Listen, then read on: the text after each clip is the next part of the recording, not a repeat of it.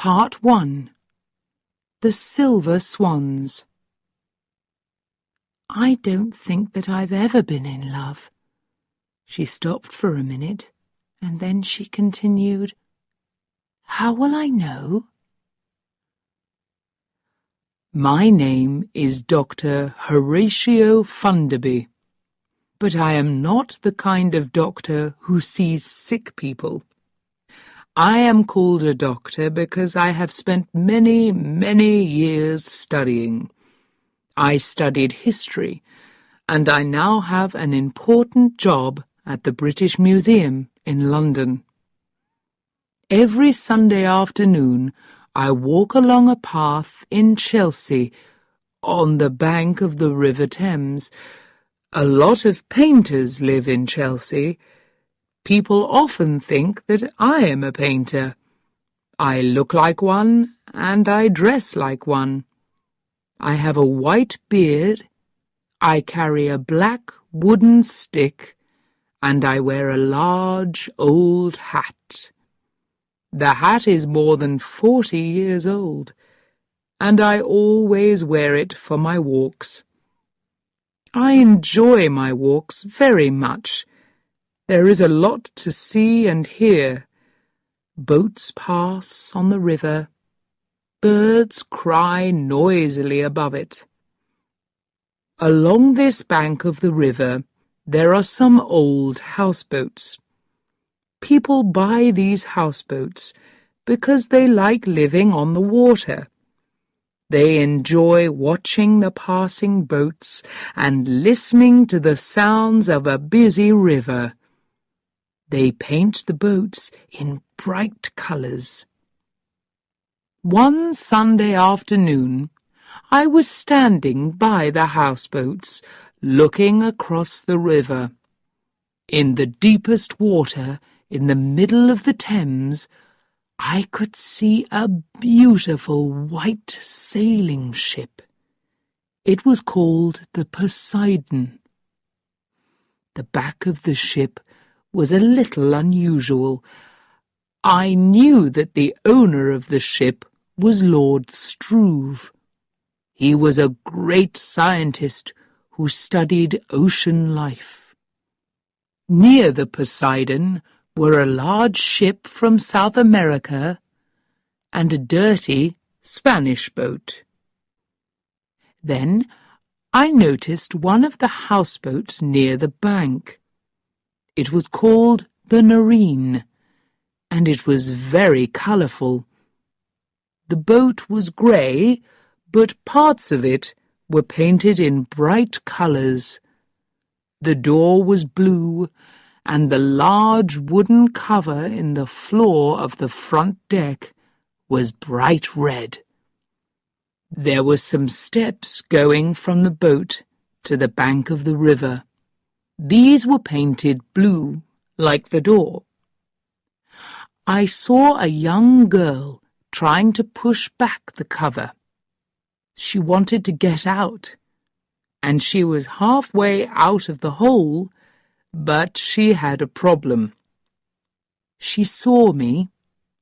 She didn't shout at me, but her mouth formed the words, "I can't open it." I hurried towards the Nerine. It was sitting on the bottom of the river, and I had to walk down the blue wooden steps over the water of the Thames. I went carefully along the deck of the boat until I reached the girl. "The new red paint has dried, and I can't open the cover," she said. "Wait a minute," I said. I used my stick to open it. A few minutes later, the girl climbed out onto the deck. She was about 20 years old. She was wearing old blue paint-covered trousers and a grey shirt. I thought that she looked quite beautiful. She looked at me with big green eyes, They were the loveliest part of her face. "Thank you," she said. "That's all right," I replied. I was glad to help. "You're a dear man," she said. "Do you know who you're like? You're like one of those older men who work in museums. Oh, I'm sorry. That wasn't very polite." She smiled gently. "But I am an old man," I said. "Please don't worry. In fact, I do work at the British Museum. I'm Dr. Horatio Funderby." "Oh," she said, "the British Museum." She was silent for a second, and then she asked, "Would you like to see my octopus?" "Yes, I would," I said, smiling. She took me down through the blue door into a green room. I could see a small bed, bookshelves, and paintings. Then I noticed 2 glass cases, one large and one small. In the small case were 2 fish, and in the large one was the octopus. "Isn't it beautiful?" she said. "Sometimes I sit and look at it for hours." "Does it have a name?" I asked. "Oh, I just call it octopus," she replied. "And you? What's your name?" I asked. After a minute she said, "My name's Thetis." "Ah," I said, "that's the name of one of the water people in the Greek stories of long ago. Thetis was the daughter of Nereus and Doris. They lived at the bottom of the sea." She pulled her ear thoughtfully. "My real name's Alice," she said. "I call myself Thetis because I'd like to live at the bottom of the ocean." When she said this, I could understand the reason for her green room. It was quite dark in the room. The only lights were the ones that lit the glass cases. The paintings on the wall were in blues and greens, and showed fish and other underwater animals. I was sure that she was the painter. She was almost a water child herself, with her small nose, large eyes, and pretty short brown hair. "Would you like me to sing for you?" she asked. "Oh, please do," I replied. "My song's called The Silver Swans," she said. It was a beautiful song, but I felt that there was a sadness behind the words. The words were wise and understanding, but I knew that the young girl in front of me was never in love. "That was lovely," I said. Thetis opened her eyes. "Thank you," she said.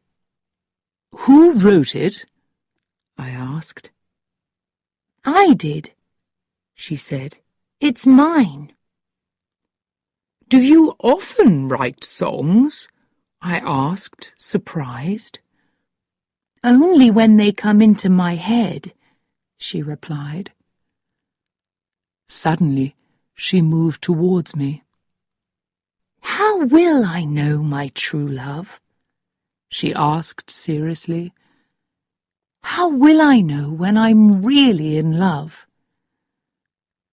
"How old are you, Thetis?" I asked. I'm 21, she answered. Have you been in love? I said. No, she replied.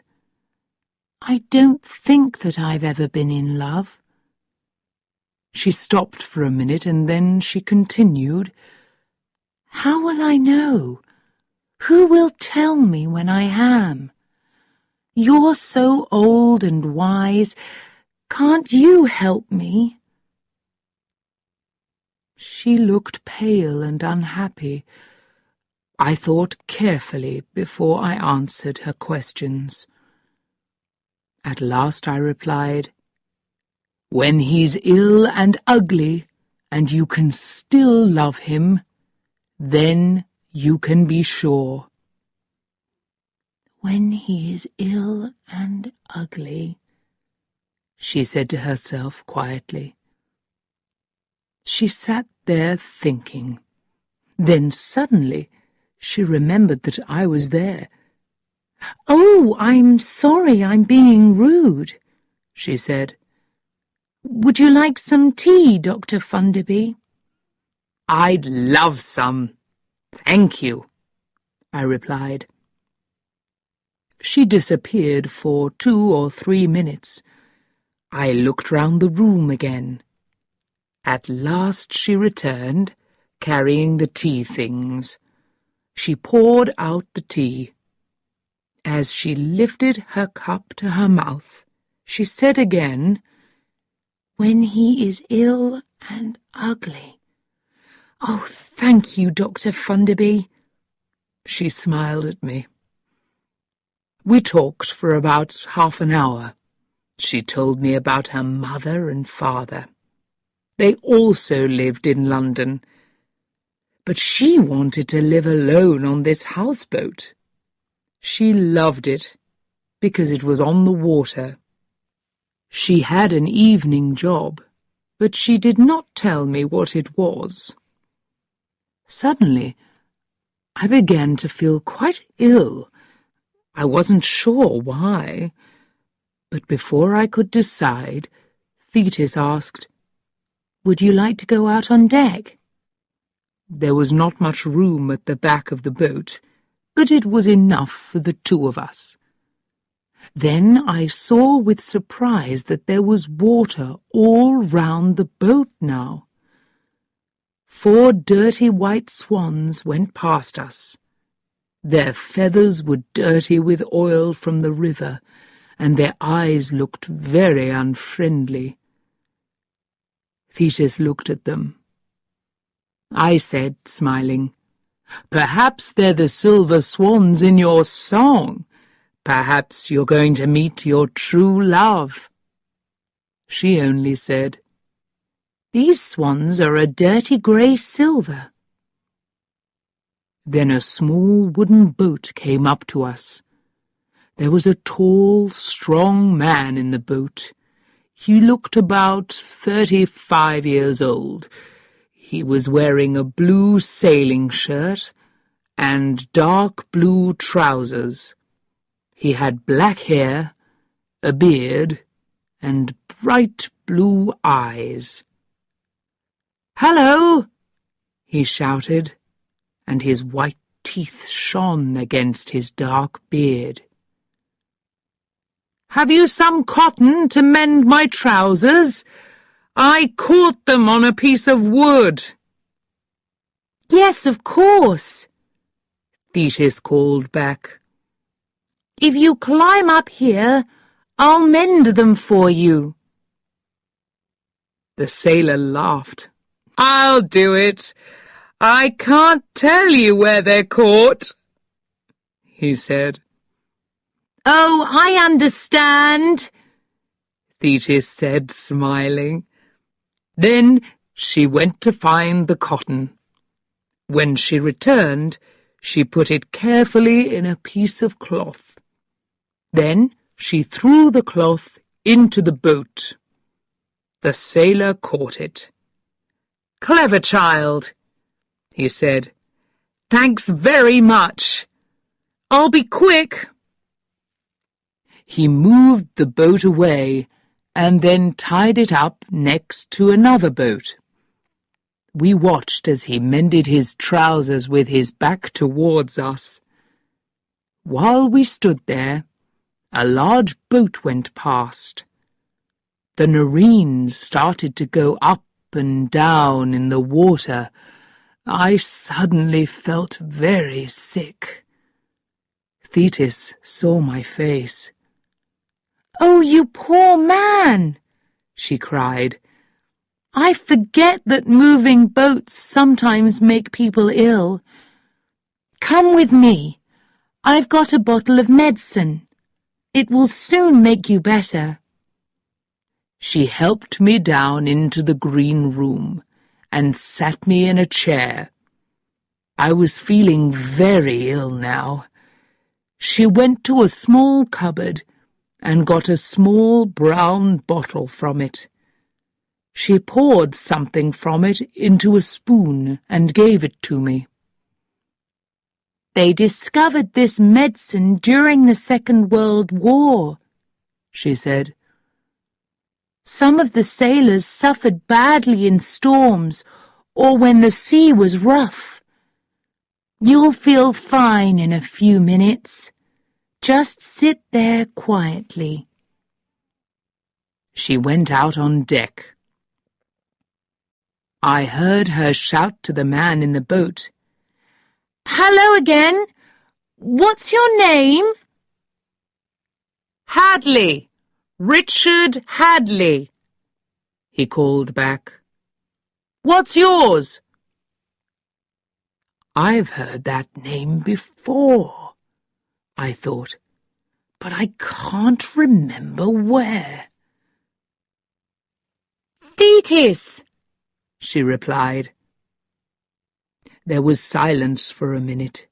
Then he said, "Oh, that's the name of the daughter of Nereus and Doris in the old Greek stories. They lived at the bottom of the sea." He was silent again. Then I heard him call, "Where's your father?" "He isn't my father," Thetis said. "He's an old man who's visiting me. He's feeling sick, so I've given him some medicine." I heard the laugh in the sailor's voice as he shouted, "What? Sick? On that old houseboat? It's like dry land on there." Another boat passed, and the Nareen suddenly moved up and down again. But the medicine was beginning to work. "It isn't an old boat," Thetis said seriously. "It's my home, and it does move up and down a lot sometimes. You need a strong stomach." "Oh, yes, I'm sure that you do," he said. But I knew from his voice that he didn't really believe her. "Really, it's true," she continued. "Perhaps even you'll get sick one day." The sailor laughed loudly. "Who? Me? Listen, child, I've sailed every ocean and sea in the world, and in all sorts of weather, and I haven't been sick yet." I heard Thetis say, "There's always a first time. Would you like to try?" "Tell me when it gets really rough," he said. I heard his boat touch against the Nareen as he continued. "You're not as young as I thought. I'm sorry that I called you a child. Perhaps I'll try your boat sometime. Well, thanks again for the cotton." At last I began to feel better. When I went up on deck, Thetis was looking out across the river. She was watching the sailor as he went out towards the lovely white ship. "Oh," she said, "you're better." "Yes," I said. "Good," she said. "That medicine always works." Then she added, "He said some very unkind things, didn't he?" I started to say, "He—" "But wasn't he beautiful?" she continued dreamily.